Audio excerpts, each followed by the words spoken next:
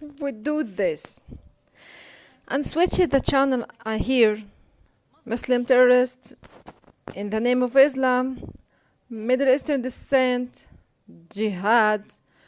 We should bomb Mecca. Oh my God.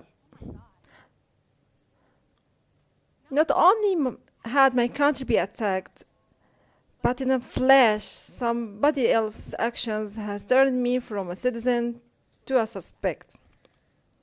That same day, we had to drive across Middle Americas to move to a new city to start grade school.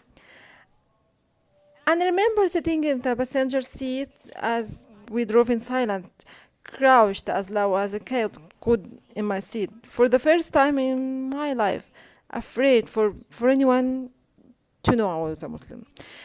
We moved into our apartment that night in a new town in what felt like a completely different world. And then I was hearing and seeing and reading warning from a national Muslim organization saying that be alert, be aware, stay in well-lit areas, don't congregate.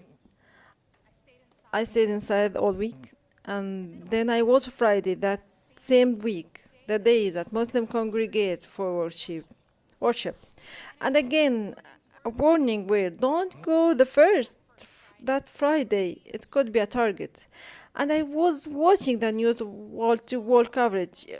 Emotion was so raw, understandably. And I was also hearing about attacks on Muslims or people who were perceived to be a Muslim being pulled out and beaten in the street. Mosques were actually firebombed, and I thought we should just stay home. And yet, sometimes didn't feel right because people who attacked our country. I get that people were angry, and the terrorists. Guess what? So was I. Thought you have to explain yourself at that time. It isn't easy. I don't mind questions. I love questions. It's the accusations that we are taught. Today we hear about actors saying things like there's a problem in this country and it's called Muslims. When we are going to get rid of them, some people want to ban Muslims, close down mosque. They talk about my community kind of like we are tumor in the body of America. The only question is are we benign or malignant or benign?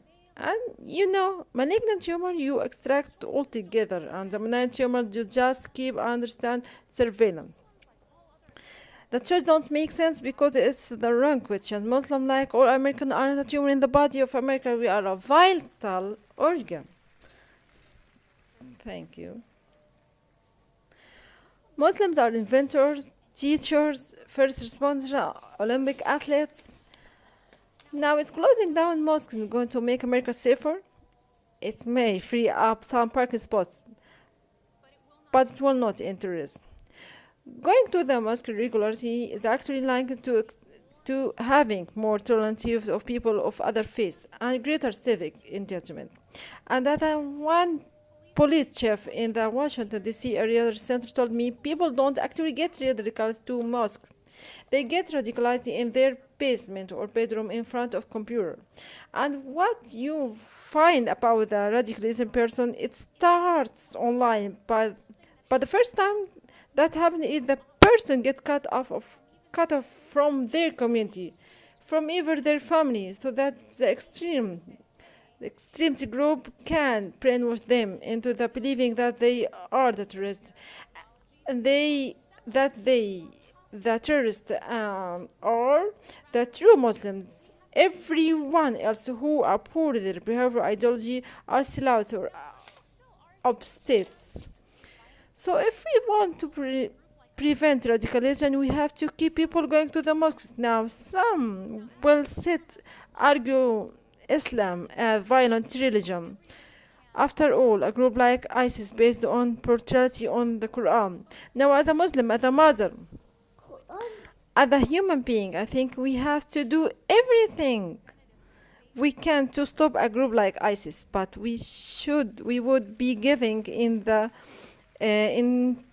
giving into their narrative If we cut them as a representative of faith of 1.6 billion people, ISIS has as much to do with Islam as the Ku Klux Klan has to do with Christianity.